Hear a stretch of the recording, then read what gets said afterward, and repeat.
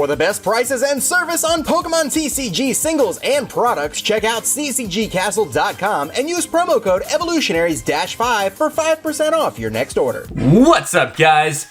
And here, and for today's Deck Tech Thursday, I'm going to be profiling for you guys my Golisopod Zoroark deck. A deck that has seemingly been around for a very long time now, but has changed tremendously over its lifespan.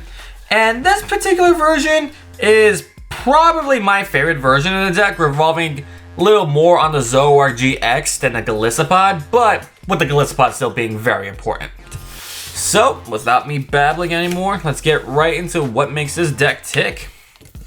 Oops. Of course, we're going to start off with 4 copies of Zoroark GX and the 4 Zora to go along with it. So, as we all know, for those of you familiar with competitive play anyways, that this is pretty much the meta right here. Almost every deck in the meta revolves around Zoroark one way or another, and for very good reason. The ability to trade, discarding 1, draw 2. Too good. Too good.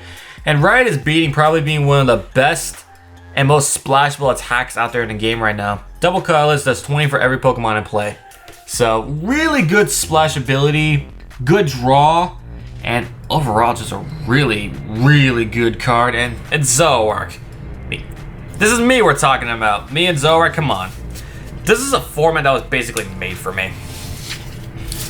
Alright, so that does it for that lineup. And as I said, this is also a Golisopod deck. So we have 3 copies of Wimpod with the ability Wimp Out, giving them free retreat on your first turn. And 3 copies of the big bag bug himself, Golisopod GX.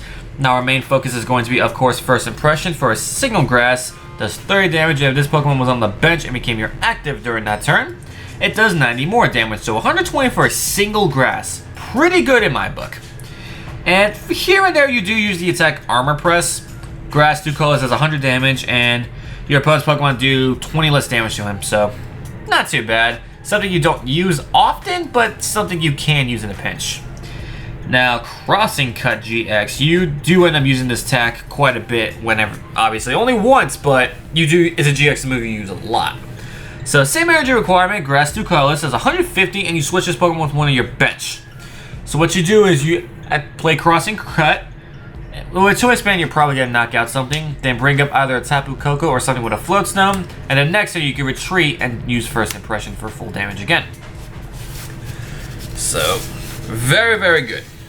Great Pokemon. And of course, what deck is complete without 3 copies of Tapu Zilele? Bench it, use Wonder Tag, search for a supporter. Good stuff. And last up for our Pokemon to help us out a bit here, it's going to be 1 Tapu Koko and 1 Dawn Wings Necrozma. Now, Tapu Koko is just a Pokemon to have in your active to retreat to Golisopod, but Flying Flip is also a pretty good attack too. Being able to spread 20 everywhere could definitely come in handy.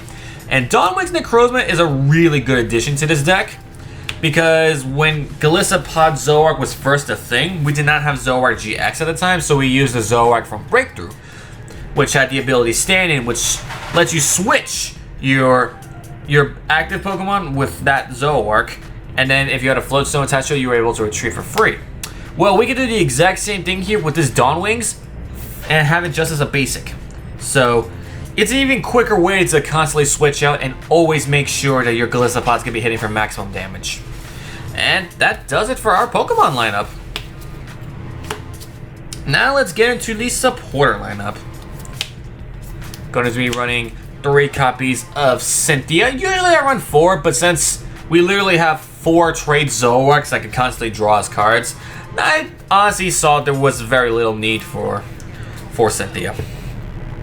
And next up here, 2 copies of N. Just of course, it's N. It's me! Come on! Like, alright, I just want to show you guys this quickly. I just think it's funny. We've got both Guzma's Ace Pokemon and N's Ace Pokemon. I love this deck. Yeah, there's a lot of fun gimmicks in this deck that I love so much, that being one of them. And of course, we have the 1 copy of Professor Sycamore, because nowadays we don't want to discard, but it could still come in handy for us. And as I said, 4 copies of Guzma. pretty much the heart and soul of your Golisopod part of the deck. So, not only does this bring up one of your opponent's bench Pokemon to the active, it helps you switch out your current active Pokemon with a Golisopod, which does fill the requirement for First Impression's attack boost.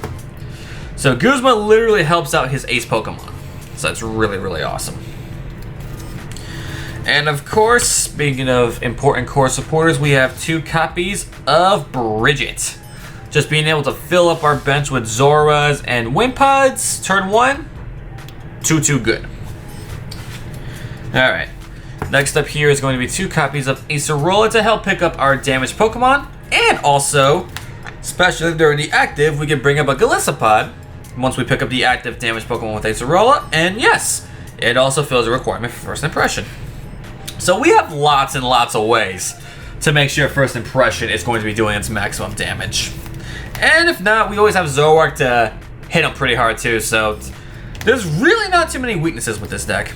And before I keep babbling, the last up for the supporters is going to be 1 copy of Mallow. That's going to help out our Zoroark a lot because what you do is you play Mallow first, search your deck for 2 cards, put them on top of your deck, then immediately activate Zoroark's trait and to get the 2 cards that you would have otherwise. So it turns a mediocre supporter into pretty much a teammate that you don't have to have one of your opponent knocked out for. And it's amazing. Just amazing. And with that, that concludes our supporter lineup. Now let's get into the energy items. What is wrong with me? Alright. First up here we have 4 copies of Ultra Ball, very standard. Cannot run a single deck without this card right here. Searching any Pokemon is too amazing to pass up. Alright, next up here we have 3 copies of Choice Band. Pretty much to help our Zoroark do 150 base, help our Golisopod do 150 with First Impression, or 180 with Crossing Cut. So yeah, it helps us hit those magic numbers, especially for this deck. And we have 2 copies of Floatstone, mainly for our Dawnwings Necrozma, so he can invasion retreat every turn. But here and there, you want to attach a Floatstone to something that's in the active that you don't want there, and you don't have a Golisopod Guzma or anything. Oh man, mouth worked with me today. I'm so sorry, guys. Alright, next up here is 3 copies of Evosoda, because we want to get to our free draws, not free draws, but supporter free draws as quickly as possible. We want to up our chances of seeing Zoroarks as quickly as possible. And next up here is going to be 3 copies of Field Blower, because we do not like Garbodor. No. We like having our trade ability and everything else. So, no Garb. No Garbotoxin Shutdown. No. Alright, next up is going to be 2 copies of Rescue Stretcher, just to get Pokemon back from our discard. Let's say be a Golisopod, Zoroark, Tapu Lele, anything we need. And last up is going to be 1 copy of Palpad, just to help shuffle back our supporters that we might have used too much of or had to discard early game through trade. And with that, that concludes the items. And for our energy, it's a very simple count. Just 4 copies of Grass and 4 double colorless energy. Nothing too special. We really don't need too much energy in this deck because everything's either a single Grass or a double colorless. So we're attacking for pretty cheap in this deck and doing lots of damage as well. Alright guys, so that does it for my Golisopod Zoroark deck profile. If you guys like this, be sure to leave a like, comment, and subscribe if you're new to the channel. And come back tomorrow for Battle Frontier Friday, where I take on Professor K and his Zoroark version deck. Anyways guys, you're not going to want to miss it, so stay tuned, take care, and have an awesome day.